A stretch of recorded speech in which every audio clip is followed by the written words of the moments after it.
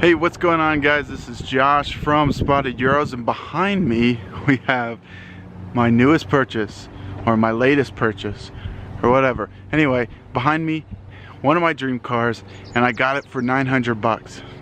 So let's see how it is. Okay, for those who are new, Spotted Euros, we're a used car dealership. We buy and sell cars.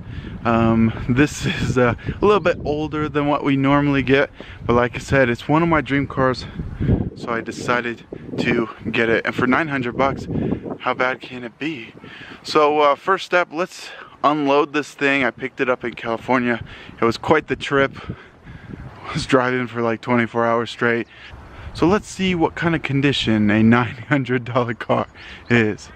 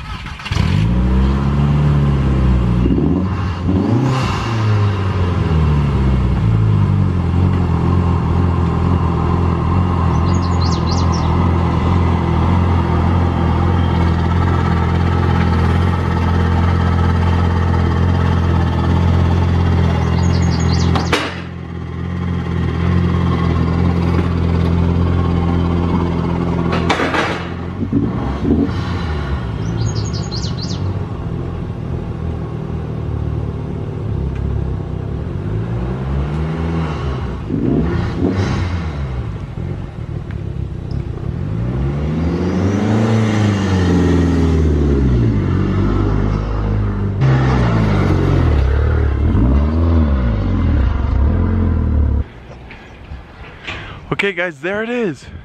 There's my dream car. At least I thought it was. Take a look.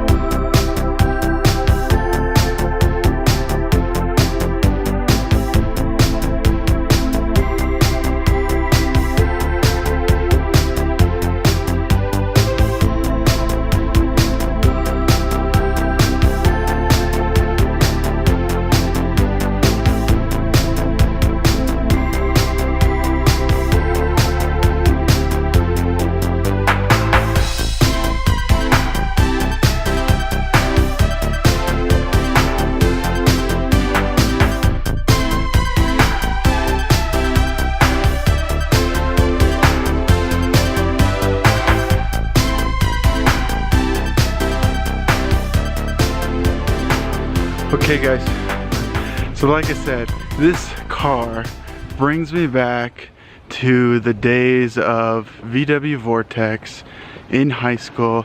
I had a Mk4 Jetta, and I would, after school, I would surf VW Vortex all the time, and a lot of these Mk4s were on there at the time, because the newest one was a Mk5, so the Mk4 was just one generation older. So I've definitely looked at plenty of these. So I bought this car sight unseen in California. Well, the car was in California, and I bought it online for 900 bucks. Auction fees on this were 180 bucks, so 1,080 bucks for me to buy this car. I picked it up in California, towed it back, and so that probably cost 200-300 bucks. So now we just got to figure out what to do with this thing. So as you can see, well, Not sure how well it picks up on the camera, but the outside of the car, and this is kind of what was funny, is the car itself really doesn't look too bad, and in pictures it looked pretty good. Part of the reason I got this is because from what it looked like, now I don't know Mark 4s that well, but from what it looked like the car was closer to stock. Now it's not. After picking it up, it's not, but as you can see, someone at some point recently, I mean, those headlights look pretty new. As you can see, this grille piece is painted, so some of this was resprayed. Maybe the front bumper was resprayed. I'm not sure what else. There are dings and scratches, so I think it's just that.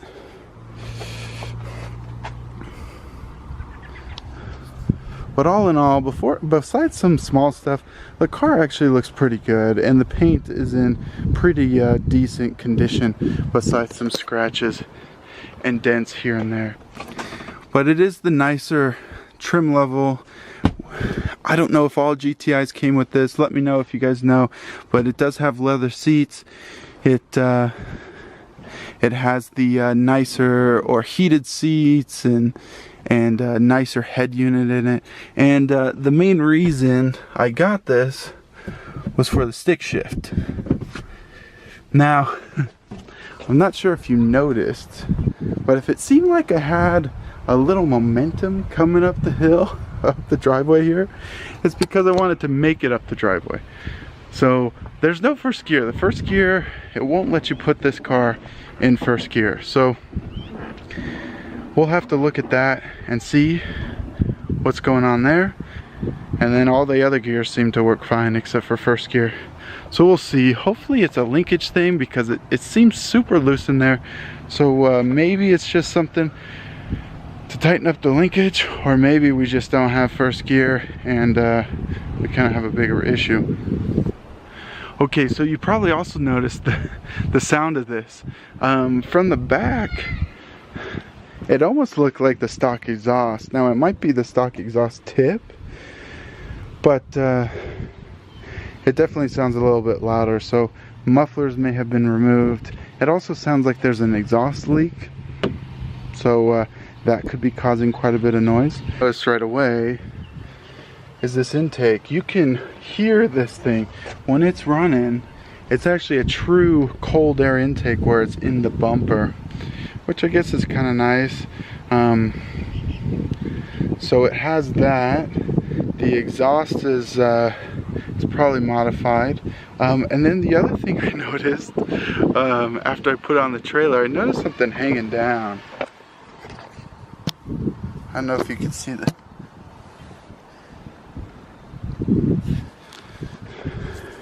There's an intercooler stuffed in the other side. So the intake's on this side, driver's side, and then there's an intercooler on the other side. I'm pretty sure that's not stock.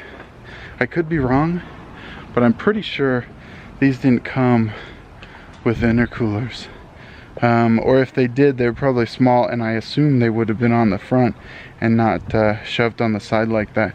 Other issues is the glove box. The handle is broken. The switch over here is broken, but I did find the switch itself on the floor. So maybe I can get that to be put that in there. Now I also noticed this right away when I got in the car. I didn't notice it in the pictures, but there is some like pretty cheap boost gauge shoved in here. Now at least they didn't just drill this to the dash. It's like an existing vent. So that there. And then it has 159,000 miles. Now my only experience with Mark IVs, besides looking at a lot of them, is I had a Mark IV Jetta wagon, but it was just the 2-liter, and it was actually a car my wife drove. It does bring back some memories of having this head unit and just the layout. I really do like these Mark IVs. So yeah, there's a couple of trim pieces missing. This piece here, the center console is just gone, which is too bad. These are broken. Let's look. It does have an oil change sticker here. So it really wasn't, I mean, 10, I guess October. Someone had been driving it recently. Now, I want to take this, I'd like to take this around the block. But we kind of have a problem. This cap here. This cap has a key on it, and I don't have the key. And there's like 0 gas in this thing. So let me see if I can bust that off. Okay, so I was able to pop off the lock on the gas cap. So you can see, you can just unscrew that, and then it still seals it off, so that's why I left it there. And then I popped this in and was able to roll down this window. So let's see, let's take this for a drive. We're gonna have to put some gas in it and run it through some of the other gears and see what it feels like. This will definitely be interesting. Okay, start up.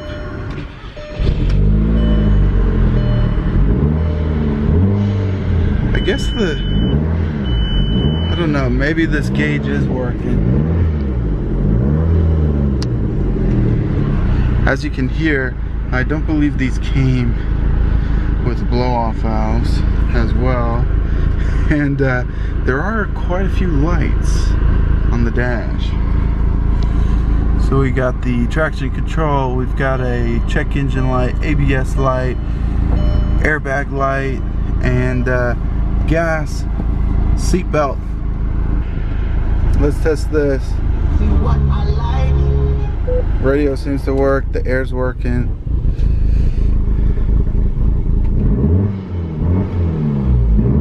It's coming up to temperature.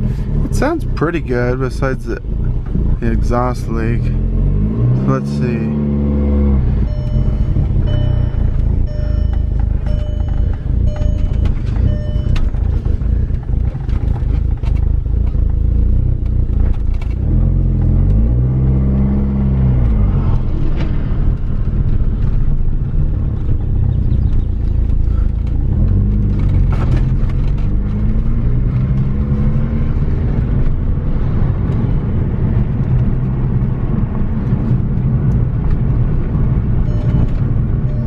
So I could definitely feel two things. The brakes, I don't know if there's anything left on the pads, and then the suspension. So let's put some gas in this and keep going. Okay, we got some gas. Quarter of a tank.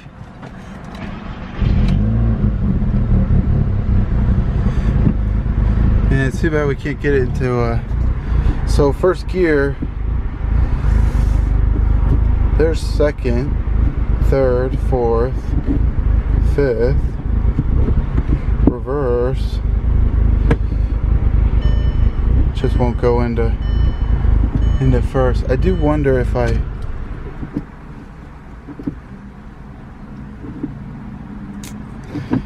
yeah, I don't know. It won't go in, even with the car shut off. So we gotta start off in second.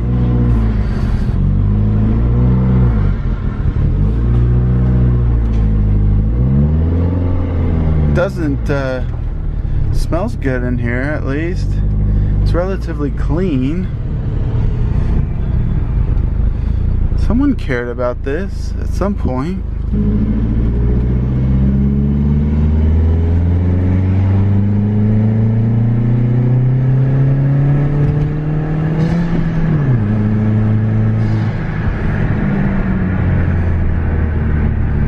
I don't know how fast these were when they came out, but that's not.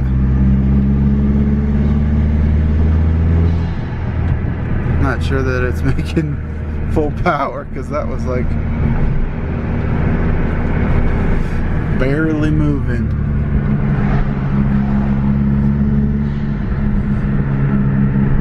And the blow-up valve sounds kind of cool.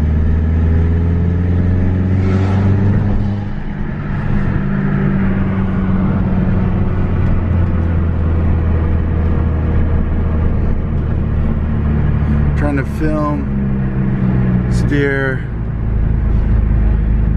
and operate the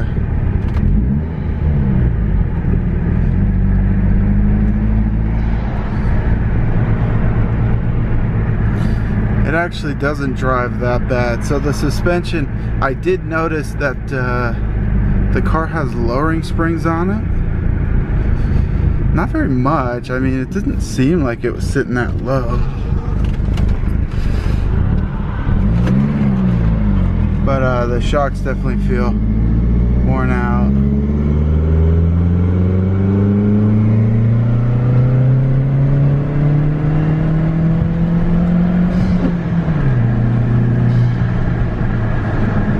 I mean, that wasn't too bad.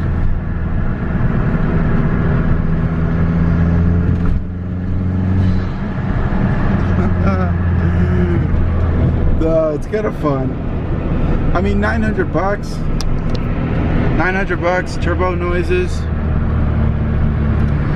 Mk4 GTI. What more do you need? You could very easily drive this around and have fun with it. Fix a few things here and there. I mean, AC works. Seems like the perfect car for around town.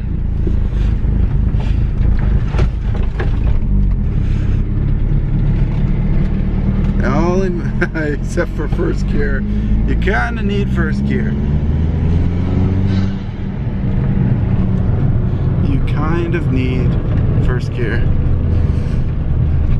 So let's get up this driveway.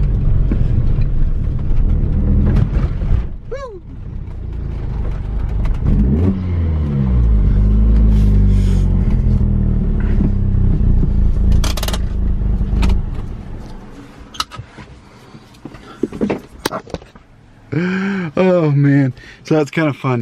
Now, so here's my dilemma. The question is, what do I do with this thing?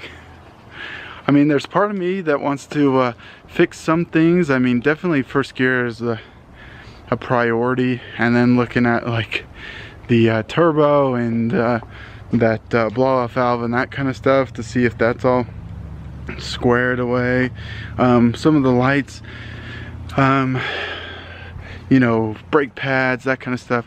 But the question is, do I sell this for 1,500 bucks and let the next person take it on as a project, or do I fix some things? I don't know. Or do I keep it for myself and try and make it look a little nicer? I've got a set of wheels that I've been holding on to. They're Audi monoblock wheels. They're the they call them the sewer caps. Volkswagen people, I'm sure you know. I've got a set of those in the garage that I got super cheap a couple of months back, so those would look great on this. These 17s don't look bad except for all of the plasti dip. But so, like I said, now's the question of, what do I do with this thing? What do you guys think? Should I just make a couple $100, post it as is, and let the next person deal with it? Or do I make it a little bit nicer, try and make a little bit more money on it? Or do I fix it a little? I fix it up, make more videos with it, make it run a little nicer, get rid of all the lights on the dash, and kind of enjoy it as a dream car and something that I want to drive around. I don't know. So let me know what you guys think. I'm all over the place, but the point is, I don't know what to do with this thing. It cost me $1,000, $1,200 to get it in my driveway. 159,000 miles, stick shift. Tell me what you guys think. So let me know down in the comments. Like, comment, subscribe, and see ya.